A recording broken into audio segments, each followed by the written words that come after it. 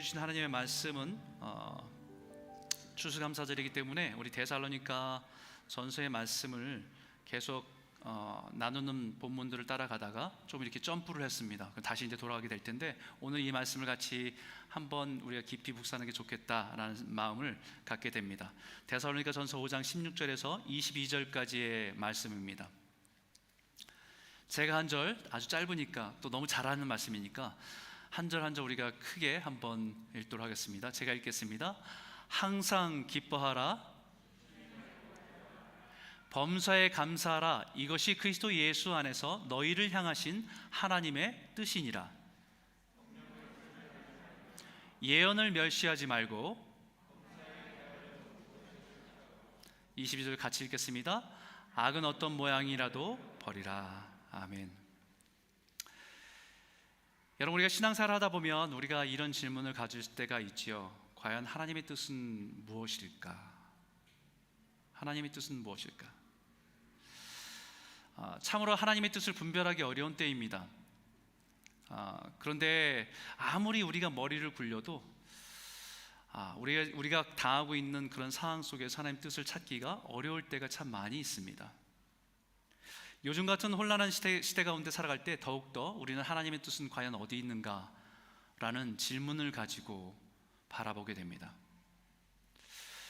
우리가 로마서의 말씀을 묵상하다 보면 우리의 복음을 받아들이는 사람들, 예수를 구주로 고백한 사람들, 그 복음이 무엇인지 한참 설명하잖아요. 그리고 나서 이제 그 복음을 받아들이고 예수를 구주로 고백한 사람들의 살아가는 삶의 대전제와 같은 말씀이 있습니다. 그 말씀이 로마서 12장 2절인데 같이 한번 읽어보겠습니다. 함께 읽겠습니다. 시작. 너희는 이 세대를 본받지 말고 오직 마음을 새롭게 함으로 변화를 받아 하나님의 선하시고 기뻐하시고 온전한 뜻이 무엇인지 분별하도록 하라. 우리가 살아가는 세대 가운데, 우리가 살아가는 그 세대의 그런 세상의 문화 가운데 우리가 자꾸 그것을 따라가고 본받지 말고 우리 마음을 계속해서 새롭게 함으로 인해서 우리가 찾아야 될 것은 하나님의 선하시고 온전하시고 기뻐하신 뜻이 무엇인가? 이것을 계속 찾고 그것을 찾아서 그 뜻대로 살아가는 것이 믿음을 가진 하나님의 백성의 삶이다라는 것을 말씀드렸습니다. 그런데 우리가 어떤 상황에 처할 때는 참 하나님의 뜻을 찾기가 어렵습니다. 고난 속에 있을 때에는 더욱더 그렇지요. 코로나로 인해서 전 세계가 겪고 있는 이런 상황 속에서 우리를 향한 하나님의 뜻은 과연 무엇일까? 우리가 살아가는 이 시대의 분위기 속에서 그리스도인들을 향한 하나님의 뜻은 어렴풋이 알 것 같은데요,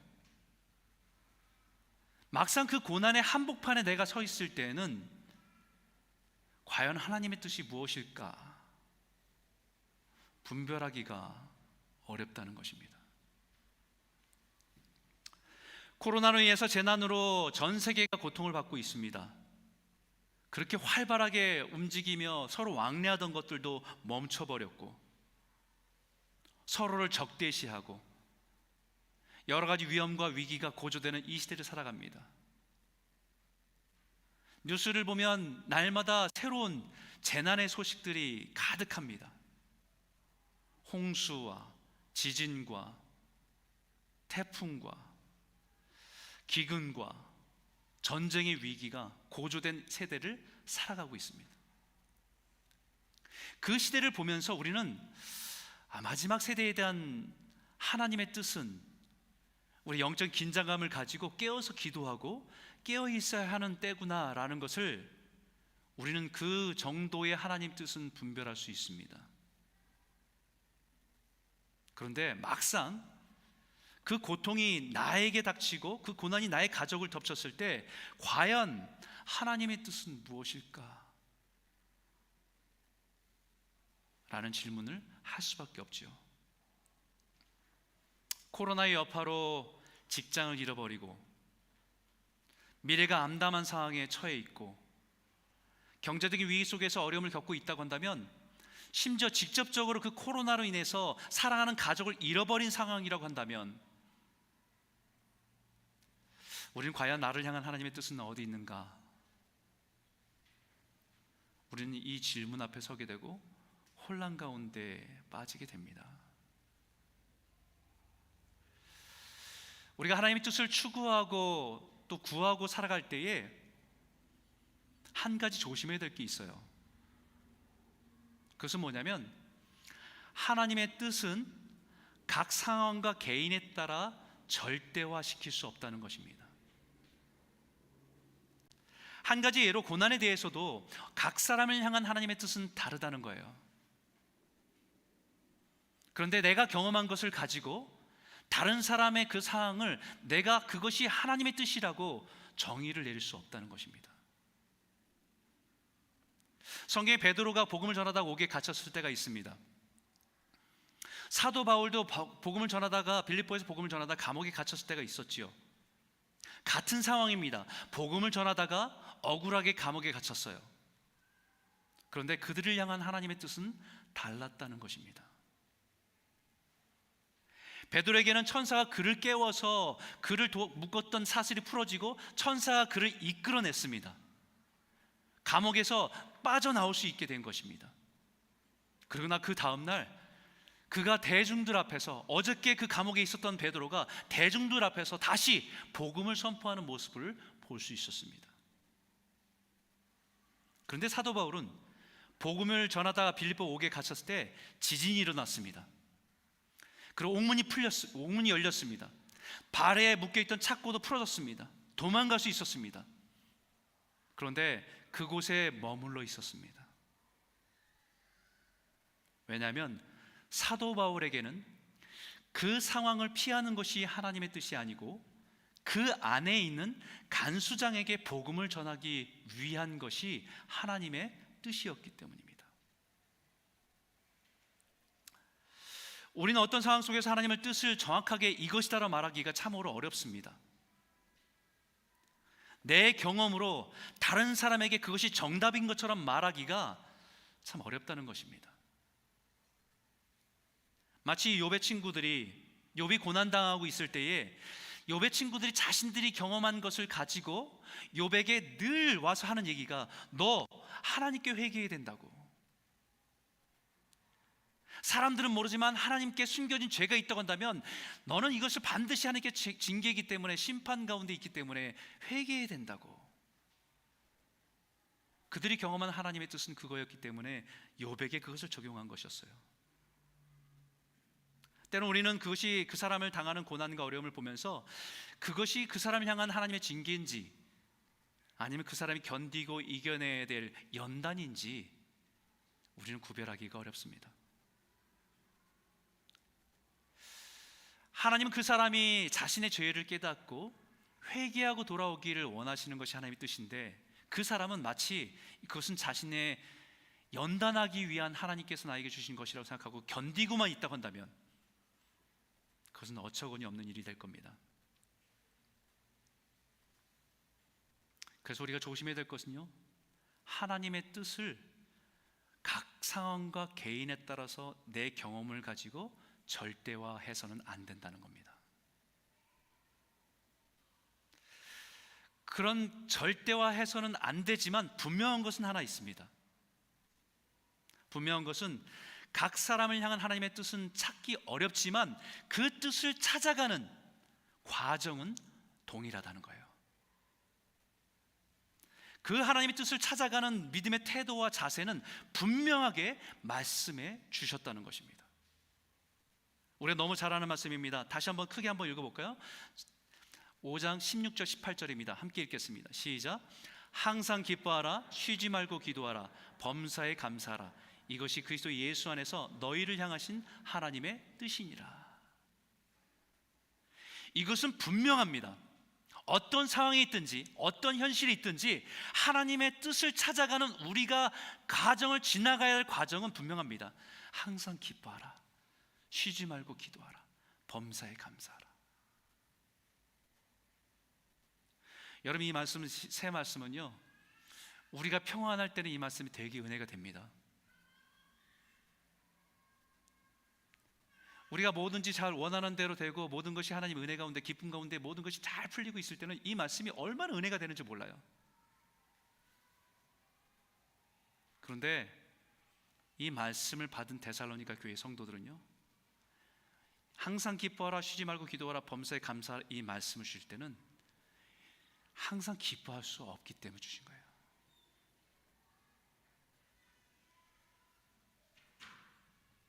답답해서 기도가 끊어졌기 때문에 주시는 거예요. 아무리 둘러보아도 감사할 것이 없는 상황에 있기 때문에 주신 겁니다.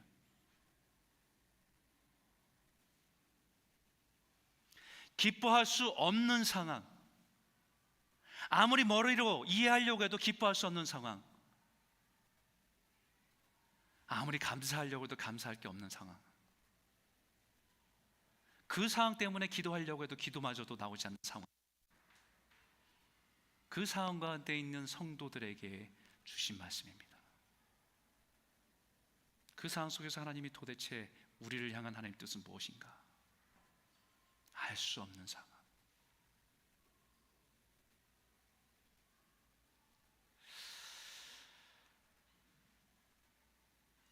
그 뜻을 찾아가기 위해서 반드시 항상 기뻐하라, 쉬지 말고 기도하라, 범사에 감사하라. 이 말은 좋은 게 좋은 거니까 모든 상황들을 긍정적으로 생각하는 그 말씀이 아닙니다. 어떤 조건에 있든지 하나님께 집중하고 하나님을 기쁨으로 찬송하고 끊임없이 기도로 주님 앞에 나아갈 때 모든 상황 속에 있는 하나님의 뜻이 보이기 시작한다는 거예요. 반드시 그 가운데 하나님의 뜻이 무엇인지를 우리에게 깨닫게 하신다는 약속의 말씀입니다. 사도 바울과 실라도 감옥에 갇혀 있을 때에 그 상황 속에서 왜 우리에게 이런 시련과 고난을 주시는지 다 이해할 수 없었습니다. 주님이 마게도냐 사람의 환상을 보면서 처음 가보는 그곳으로 들어가서 복음을 전하기 시작했습니다. 복음을 전한 것밖에 없어요. 열심히 복음을 전한 수고한 것밖에 없습니다. 그런데 왜 감옥에 갇히는지, 왜 매를 맞고 그곳에 처해 있는지 아무리 머리를 굴려도요 이해할 수가 없습니다. 왜 하나님 우리를 보호해주지 않았는가? 왜 하나님 우리를 이 고통 가운데 던져 놓으셨는가? 다 헤아릴 수 없고 혼란스러웠지만 분명한 것은 하나님을 뜻을 찾아가는 우리의 삶의 태도는 분명했다는 것입니다. 그래서 바울과 실라가 이렇게 말하죠. 한밤중에 바울과 실라가 기도하고 하나님께 찬송하며 죄수들이 듣더라. 이에 갑자기 큰 지진이 나서 옥토가 움직이고 문이 곧 다 열리며 모든 사람의 매인 것이 다 벗어진지라.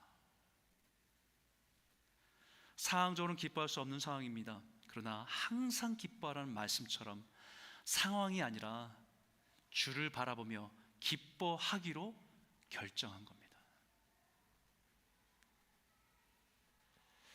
기도가 내키지 않는 상황입니다. 마음이 무너져서 실망이 되어서 원망이 터져나오는 상황입니다. 그러나 주님을 바라보며 원망으로 시작한 그 기도가 하나님께서는 찬송과 기도로 바꾸시면서 우리 안에 감사가 터져나오기 시작하게 하는 거예요. 상황을 볼 때는 우리가 기도할 수 없고 마음에 저절로 감정의 기쁨이 일어나지 않을 때에 의지의 결정으로 기뻐하기로 하고 주님을 바라보면서 찬송하고 기뻐할 때 하나님이 우리 안에 은혜를 부어주시기 시작할 때 변화가 일어나는 것은 우리 안에 감사가 시작되는 것이 은혜의 시작입니다.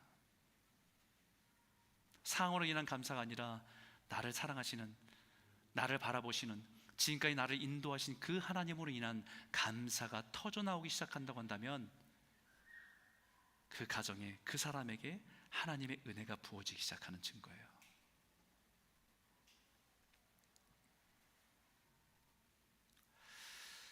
엊그저께 우리 교회 성도님 가정에 신방을 한 가정이 있습니다. 요즘에 좀 신방하기도 좀 어려운데 딸이 아이를 출산했기 때문에 그 아이를 돌보기 위해서 오신 어머니예요. 어저께 이제 오늘 아마 한국으로 돌아가셨을 겁니다. 그 어머니는 선교사님이세요. 피지의 선교사님입니다. 그 가정에서 신방하면서 이렇게 살아온 이야기를 듣게 되는데 정말 깜짝 놀랐어요. 믿지 않는 가정에서, 불교를 섬기는 가정에서 있다가 남편과 결혼하면서 처음 교회를 다니기 시작했어요.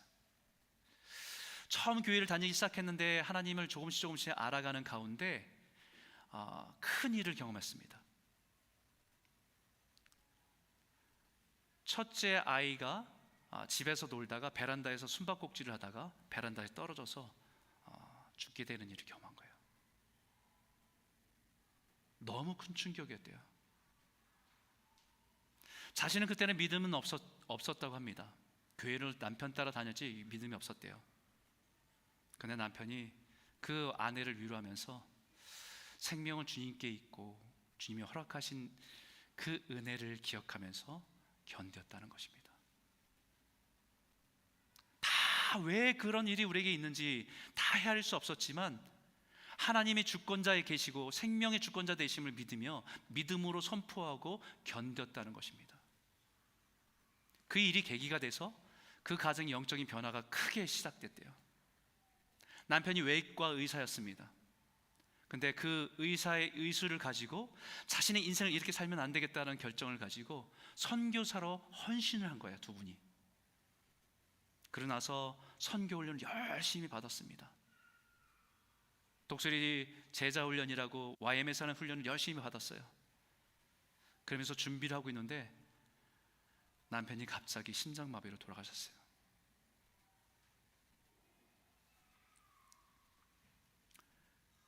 자녀도 하나님께 보냈고 남편을 선교를 준비하는 가정에 그런 엄청난 일을 겪을 때 너무 많이 힘들었다고 해요. 하지만 그분이 고백하는 것은 그럼에도 불구하고 하나님이 자신들을 하나님의 평강으로 보호해 주셨다라는 것을 고백합니다. 자신이 그렇게 믿음이 좋다고 생각하진 않는데 그 순간조차도 그 모든 생사의 화복을 주관하시는 분은 하나님께 있고 우리가 다 알 수 없는 그 상황이지만 하나님의 선하심을 찬송하면서 견디고 이겨내셨다는 거예요. 그리고 이제 코로나로 인해서 어려움이 있었지만 다시 피지로 들어가서 그 사람들을 섬기는 일에 다시 돌아갑니다. 신방을 해서 말씀을 나누고 은혜를 나누기를 원해서 갔는데 큰 은혜를 받고 왔어요. 그분들이 살아왔던 모습을 들으면서 아직도 그 하나님 뜻이 어디 있는지 분별할 수는 없습니다. 정말 어떤 것이 하나님의 뜻인지 명확하게 이것이 하나님의 뜻이라고 말할 수는 없습니다. 하지만 그 과정을 지나가는 과정에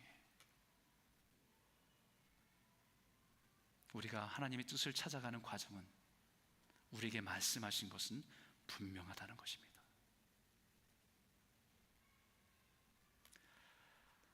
항상 기뻐하라. 쉬지 말고 기도하라. 범사에 감사하라. 기뻐할 수 없고 기도할 수 없고 감사할 수 없는 그 상황 가운데 하나님을 바라보며 믿음의 길을 가라가는 거예요.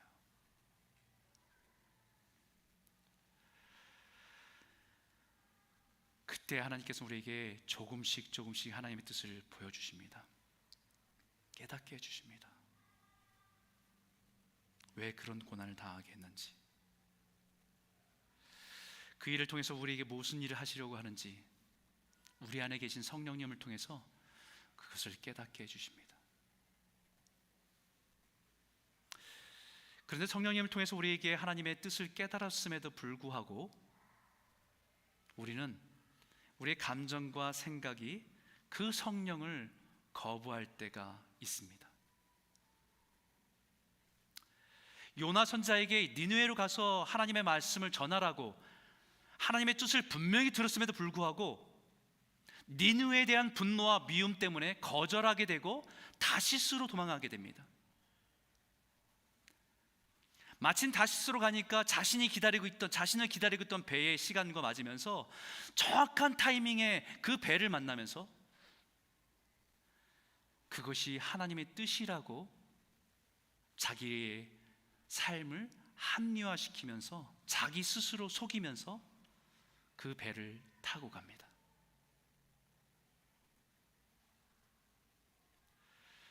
우리가 하나님의 뜻을 분별하기 위해서 두 번째 중요한 것은 먼저 내 뜻을 버리고 반드시 순종하려는 의지가 필요합니다.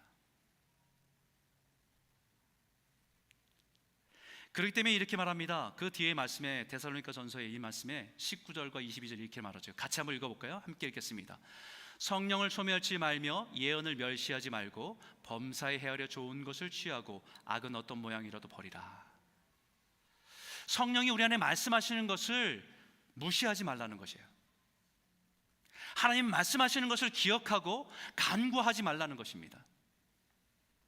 항상 기뻐하라, 쉬지 말고 기도하라, 범사에 감사하라는 것은 자기 자신의 스스로 만족을 위해서 사용하지 말고 하나님의 뜻에 순종하기 위한 우리 영적인 태도라는 것을 잊지 말라는 것입니다.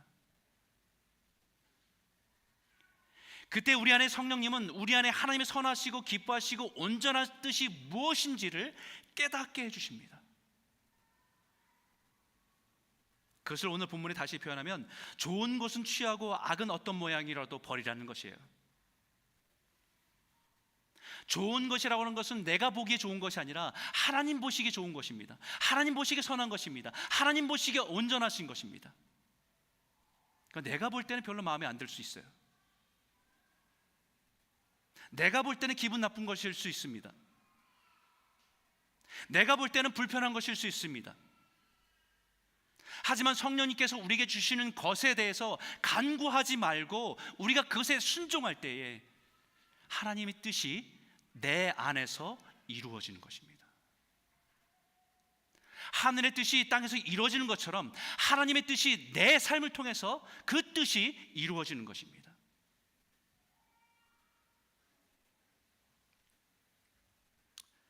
이 거룩한 것, 선한 것, 하나님 온전하신 것, 그것을 드러내는 거예요.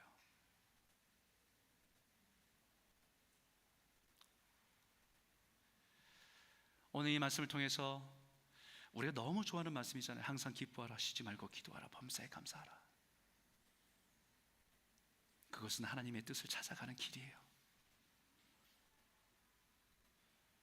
우리 안에 성령님께서 말씀하실 때 우리 연약함에도 불구하고 하나님께 순종의 자리로 나아갈 때 내 삶을 통해 하나님의 뜻이 드러날 줄 믿습니다. 생각해 보십시오. 하나님의 뜻을 몰라서 순종 못했습니까? 하나님의 뜻은 분명했어요. 근데 내 생각이 더 컸어요. 하나님은 뜻으로 우리에게 말씀해 주셨어요. 근데 내 감정이 더 강했어요.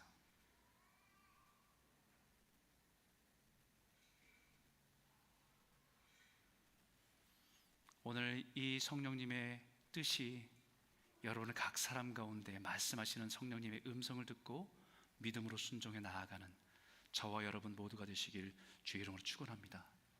추수감사주일입니다. 항상 기뻐하라, 쉬지 말고 기도하라, 범사에 감사하라. 이 말씀을 붙들고 하나님의 뜻을 따라 살아가는 저와 여러분 모두가 되시길 주의 이름으로 축원합니다. 우리 기도하겠습니다.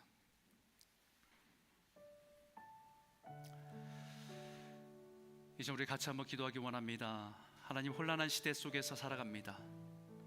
하나님의 뜻을 구하고 분별하며 살아가는 삶이 될 수 있도록 인도하여 주시옵소서.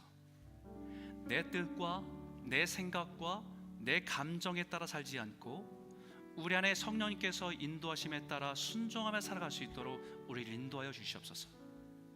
우리의 심령의 감사가 회복되고 오직 주님만 바라보며 살아가는 성도의 삶이 되기 원합니다. 내 삶을 통해서 하나님의 뜻이 이루어지는 삶으로 살아갈 수 있도록 내 삶을 주님께 드리며 나아갈 수 있도록 인도하여 주시옵소서. 우리 한번 같이 한번 기도하기 원합니다. 함께 기도하겠습니다. 하나님 아버지 감사합니다. 주님의